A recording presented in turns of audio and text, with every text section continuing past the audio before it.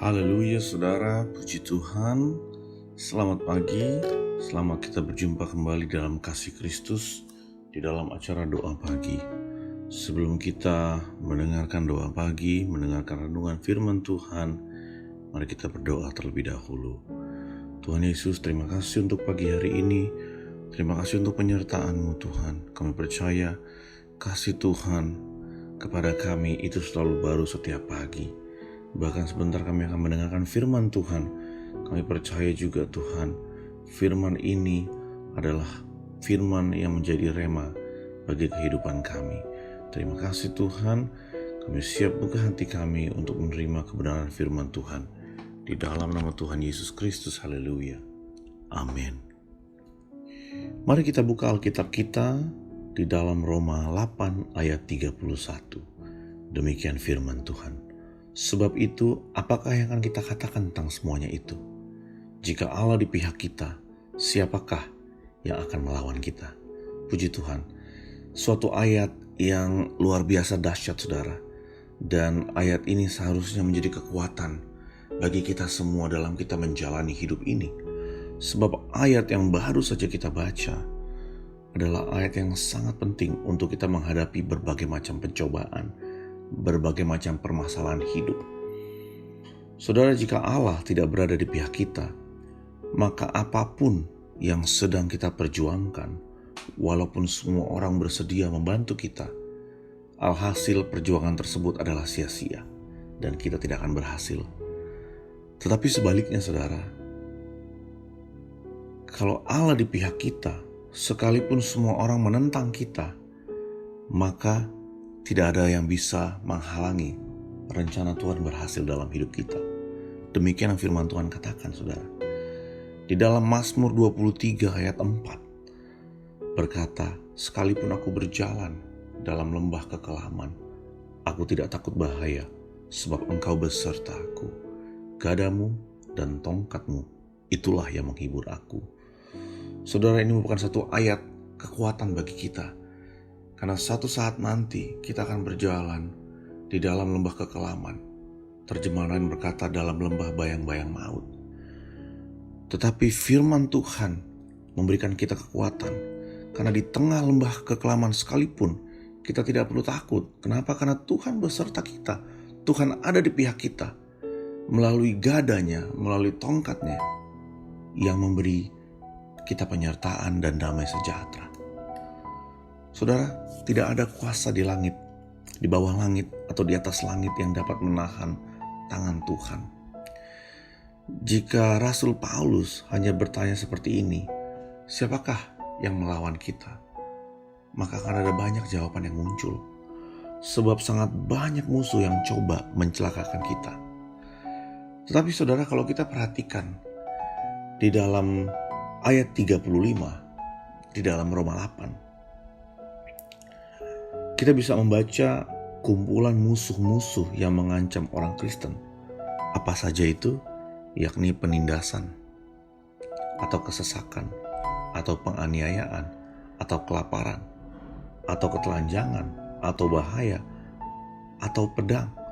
Hal-hal itu merupakan musuh yang kita sebagai umat Kristen harus siap untuk menghadapinya.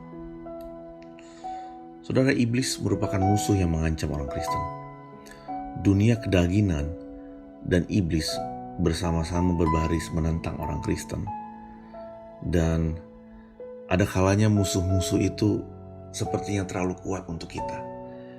Secara kedagingan kita kalah menghadapi musuh tersebut. Seringkali malah petaka juga merupakan musuh yang mengancam diri kita. Tetapi saudara, firman Tuhan tidak berhenti hanya membahas mengenai masalah. Tetapi kalau kita membaca dalam ayat 37, di situ ditekankan bahwa di dalam semuanya itu, di dalam segala permasalahan, di dalam segala musuh yang mengancam kita, termasuk juga iblis, manakala yang mengancam kita, firman Allah menekankan bahwa kita lebih dari pemenang.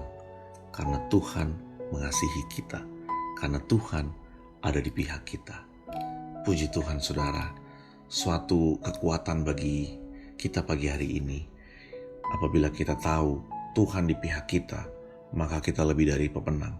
Sekalipun hidup ini belum seperti apa yang kita inginkan, sekalipun hidup ini masih jauh dari apa yang kita inginkan, tetapi saudara, kalau kita percaya Tuhan ada di pihak kita, maka Tuhan yang akan memimpin kita melalui pergumulan hidup kita, melewati badai hidup kita.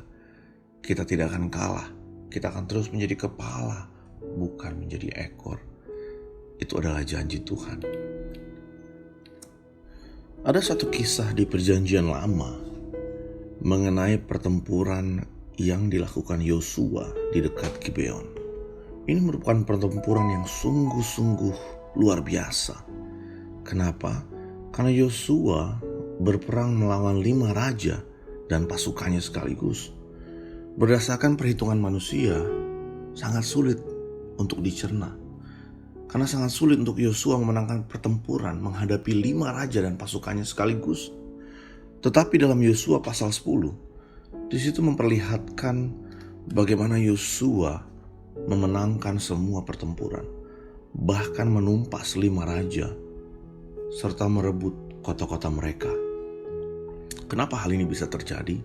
Karena Tuhan ada di pihak Yosua. Allah menyertai Yosua dan menyerahkan mereka ke dalam tangan Yosua. Allah mengabulkan permintaan Yosua agar matahari tidak bergerak, sehingga pertempuran hari itu menjadi lebih panjang dari biasanya. Bukan hanya itu saja, Allah bahkan menurunkan hujan batu kepada para tentara yang lolos dari pertempuran. Bahkan jumlah orang yang tewas oleh hujan batu lebih banyak daripada jumlah yang ditumpas oleh tentara Yosua. Dapat kita baca dalam Yosua 10 ayat 10-11. Semua tanda mukjizat terjadi karena Allah ada di pihak Yosua dan orang Israel.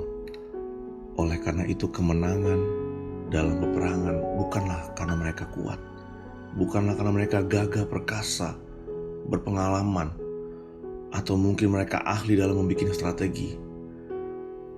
Tetapi kunci dari memenangkan pertempuran adalah karena Tuhan berperang bagi mereka. Dan ini juga berlaku buat hidup kita, saudara terkasih. Kalau saudara ingin mengalami mukjizat, kalau saudara ingin menang dalam mengalami pergumulan hidup saudara, maka yang perlu kita lakukan adalah kita keluar dari pertempuran tersebut. Kita keluar, jangan kita berperang untuk diri kita sendiri, tetapi kita keluar dari medan pertempuran dan biarkan Tuhan berperang ganti kita. Itu adalah kunci supaya kita dapat memenangi peperangan.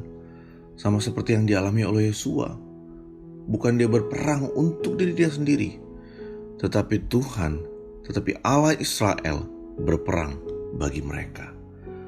Maka benarlah apa yang dikatakan Paulus di dalam ayat yang kita baca di awal, bahwa jika Allah di pihak kita, siapakah yang akan melawan kita?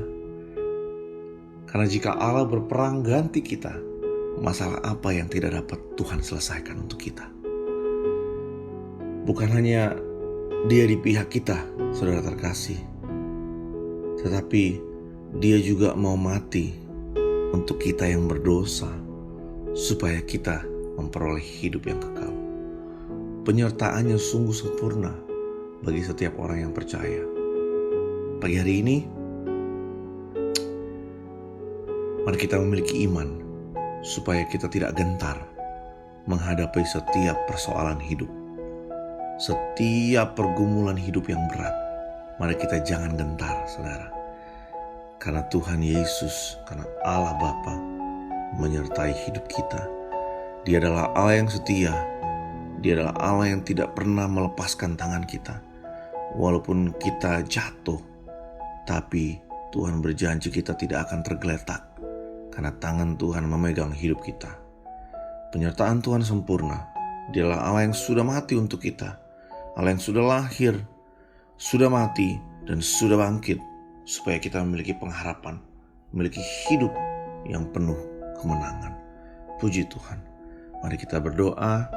Kita mau mengucap syukur untuk firman yang sudah kita dengar, dan firman itu boleh menjadi pegangan untuk hidup kita, bukan hanya hari ini, tapi sampai Tuhan Yesus datang untuk kali yang kedua. Kita berdoa. Bapa, di dalam nama Tuhan Yesus Kristus, terima kasih buat firman-Mu pagi hari ini Tuhan. Terima kasih buat kekuatan yang kami terima, bahwa Engkau tidak akan pernah meninggalkan kami. Bahkan di masa sulit sekalipun, Engkau yang berperang ganti kami. Pada waktu kami harus melewati peperangan rohani, peperangan jasmani, tapi kami kembali mendapat kekuatan, bahwa waktu kami tahu Engkau adalah Allah yang berperang menggantikan umat-Mu. Terima kasih Tuhan, biar kami pegang firman yang kami dengar, biar iman kami terus bertumbuh melalui acara doa pagi setiap pagi Tuhan. Terima kasih Bapa, kami terima firman-Mu pagi hari ini di dalam nama Tuhan Yesus Kristus. Haleluya. Amin. Puji Tuhan saudara, selamat beraktivitas dan selamat mengandalkan Tuhan dalam setiap pergumulan kita. Tuhan Yesus memberkati kita semua. Haleluya.